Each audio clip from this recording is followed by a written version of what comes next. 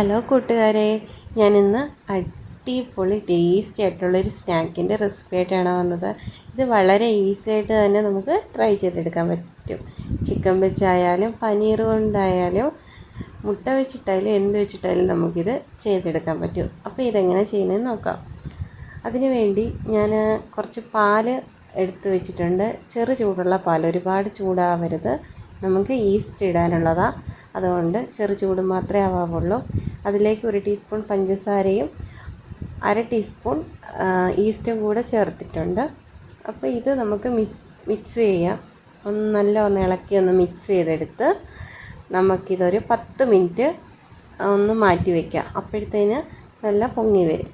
അപ്പോൾ നമുക്കിതൊന്ന് ഇളക്കി മിക്സ് ചെയ്ത് മാറ്റി വയ്ക്കാം.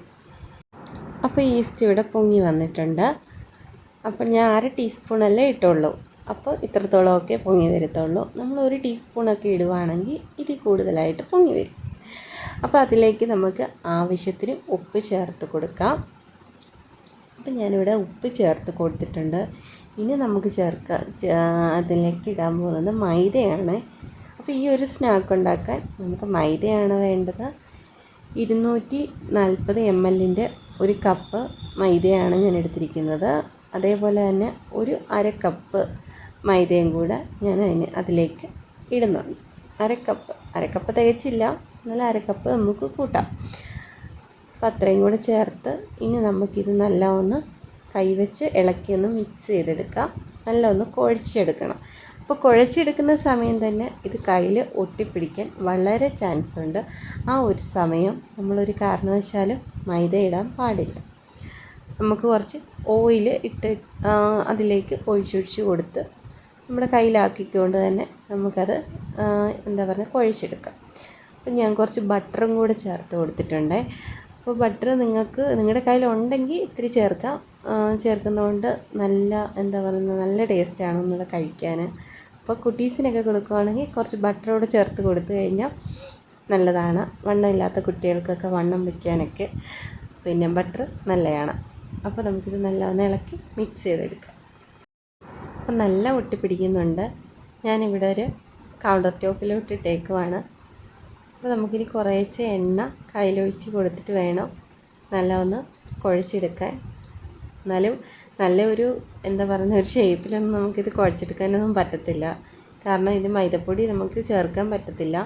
ആവശ്യത്തിനുള്ള മൈദ മാത്രം ചേർത്തുകൊണ്ട് ഇളക്കിയെടുക്കുക. ഞാൻ വെള്ളം ഒന്നും ചേർത്തിട്ടില്ല, ആ പാല് മാത്രമേ ഉള്ളൂ. ഇനിയിപ്പോൾ ഒട്ടിപ്പിടിക്കുന്നതുകൊണ്ട് ലേശം ഓയിൽ വെച്ച് നമ്മൾ അത് വെച്ചൊന്ന് ഇളക്കി കൊടുക്കുന്നു, അത്രയേ ഉള്ളൂ. അപ്പോൾ ഇത് നമുക്കൊന്ന് കുഴച്ചെടുത്ത് നമുക്ക് കുറച്ച് നേരം മാറ്റി വയ്ക്കാം. മാറ്റി വെച്ച് ഇത് പൊന്തി വരും. പൊങ്ങി വന്നതിന് ശേഷം നമുക്കിത് തയ്യാറാക്കാം. ദേ ഇവിടെ ഞാൻ കുഴച്ച് വെച്ചിട്ടുണ്ട്. നമുക്ക് ഷേപ്പൊന്നും കിട്ടത്തില്ല, അപ്പോൾ അതവിടെ അടച്ച് വയ്ക്കാം. അപ്പോൾ ഞാൻ വേറൊരു പാൻ എടുത്തിട്ട് അതിലേക്ക് കുറച്ച് ഓയിൽ ഒഴിച്ചിട്ടുണ്ട്. ആ ഓയിലൊന്ന് ചൂടായി വന്നതിന് ശേഷം നമുക്ക് ഒരു സവാള അരിഞ്ഞതേ, അപ്പോൾ വലിയൊരു സവാള, എന്നാൽ വളരെ വലുതുമല്ല വളരെ ചെറുതുമല്ലാത്ത ഒരു രീതിക്ക് ഞാൻ അരിഞ്ഞെടുത്തിട്ടുണ്ട്. അപ്പോൾ അതിലേക്ക് ഞാനൊരു പച്ചമുളകും കൂടെ അരിഞ്ഞിട്ട് കൊടുത്തിട്ടുണ്ട്. പിന്നെ നിങ്ങൾക്ക് ഇഞ്ചി വെളുത്തുള്ളി ഇടാൻ ഇഷ്ടമുണ്ടെങ്കിൽ നിങ്ങൾക്ക് ചേർത്ത് കൊടുക്കാം, അത് ഓപ്ഷനിലാണ്. ഇഷ്ടമുണ്ടെങ്കിൽ ചേർത്ത് കൊടുത്താൽ മതി, ഇല്ലെങ്കിൽ സ്കിപ്പ് ചെയ്യാം. ഞാൻ ഇവിടെ ചേർത്ത് കൊടുക്കുന്നില്ല. അപ്പോൾ അതേപോലെ തന്നെ നമുക്ക് ഒരു ടൊമാറ്റോയും കൂടെ അരിഞ്ഞതും കൂടെ ഇതിലേക്ക് നമുക്ക് ആഡ് ചെയ്ത് കൊടുക്കണം. അപ്പോൾ അതും കൂടെ ഞാനിവിടെ ചേർത്ത് കൊടുത്തിട്ടുണ്ട്. അതേപോലെ തന്നെ ഇത് നമ്മളുണ്ടാക്കുന്ന ആ ഒരു ബന്നിന് വേണ്ടിയിട്ടുള്ള ഒരു മസാലയാണ്. അപ്പോൾ ഇത് നമുക്ക് ഈ മസാല ഇല്ലാതെ വെറുതെ ഇതുണ്ടാക്കാം. നമ്മുടെ ബന്നിൻ്റെ കൂട്ട് നമുക്കിത് കഴിക്കാം. അതേ ഒരു ടേസ്റ്റും അതേപോലെയാണ് ഇരിക്കുന്നത് ഇത്.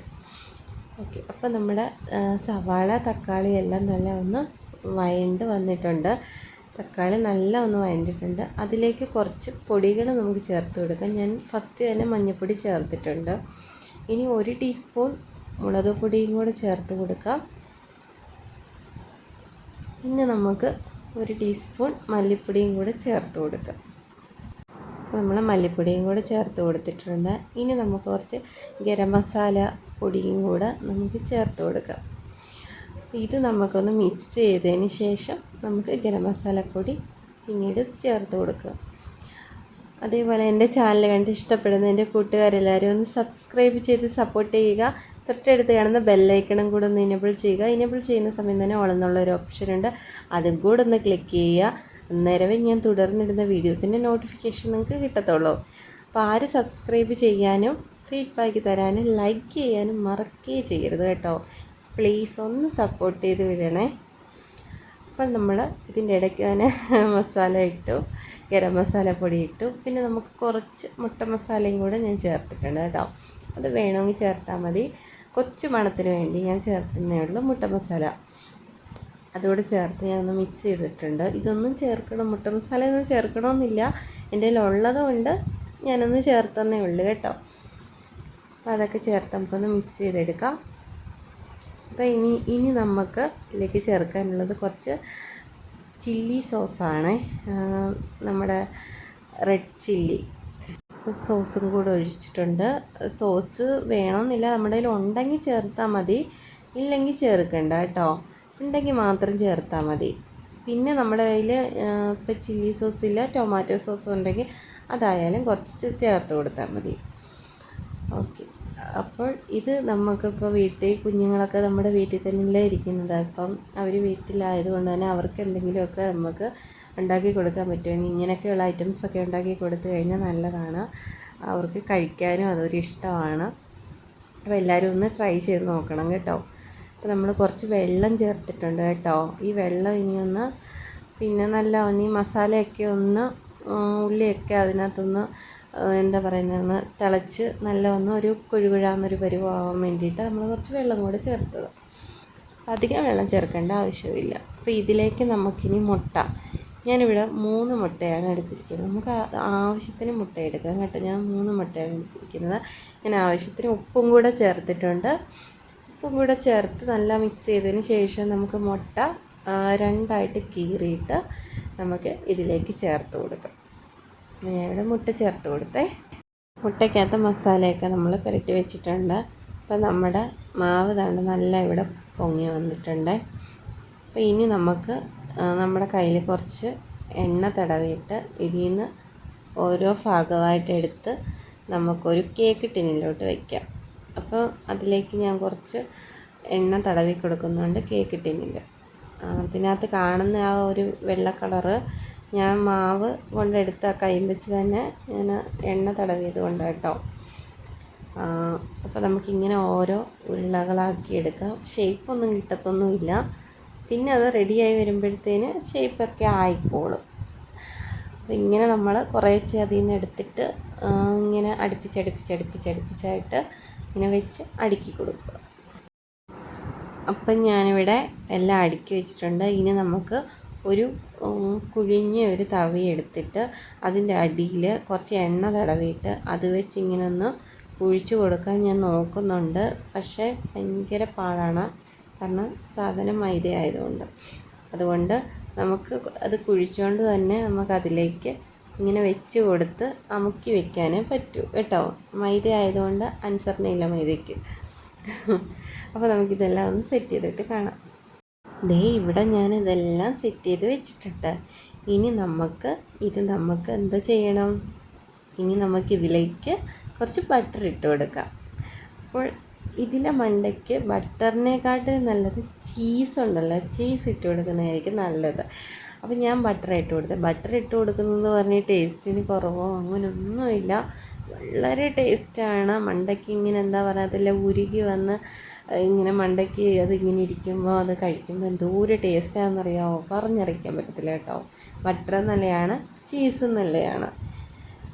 അപ്പോൾ നമ്മൾ ഇതിനകത്ത് ഇതെല്ലാം ഇട്ട് കൊടുത്തിട്ടുണ്ട്. അപ്പോൾ ഞാൻ ഒരടുപ്പിലേക്ക് ഉരുളി 10 മിനിറ്റ് മുമ്പ് ചൂടാകാൻ വേണ്ടി വെച്ചിട്ടുണ്ട്. അതിലേക്ക് നമുക്കൊരു തിരികെ ഇട്ട് കൊടുക്കുക, എന്താ പറയുന്നത്, സ്റ്റാൻഡ്. അത് ഇട്ട് കൊടുത്തിട്ട് നമുക്ക് കേക്ക് ടിന്ന് അതിലേക്ക് ഇറക്കി വെച്ചിട്ട് നമുക്ക് ആ ഉരുളി അങ്ങ് മൂടി അടച്ച് വെച്ചിട്ട് ആവിയിൽ ഇത് നമുക്ക് വേവിച്ച്, ആവിയിലല്ല ഇതിൻ്റെ ചൂടിൽ ടെമ്പറേച്ചറിൽ നമുക്ക് വേവിച്ചെടുക്കാം. ദേ ഇവിടെ ഇത് വെന്ത് വന്നിട്ടുണ്ട്. എനിക്കെടുത്ത സമയം 30 മിനിറ്റാണ് എടുത്തത്. ഞാൻ ഇടയ്ക്കിടയ്ക്കൊന്ന് പോയി നോക്കുന്നുണ്ടായിരുന്നു. തീ കുറച്ച് വേണം ഇടാൻ. നമ്മുടെ കേക്ക് ബേക്ക് ചെയ്തെടുക്കുന്നതിൻ്റെ കൂട്ട് മാത്രമേ ഉള്ളൂ ഇതും. അപ്പോൾ കണ്ടോ, അത് എല്ലാം നല്ല ബന്നിൻ്റെ കൂട്ട് തന്നെയാണ് ഇതിരിക്കുന്നത്. എല്ലാവരും ട്രൈ ചെയ്ത് നോക്കുക. കഴിക്കാനും വളരെ ടേസ്റ്റിയാണ്.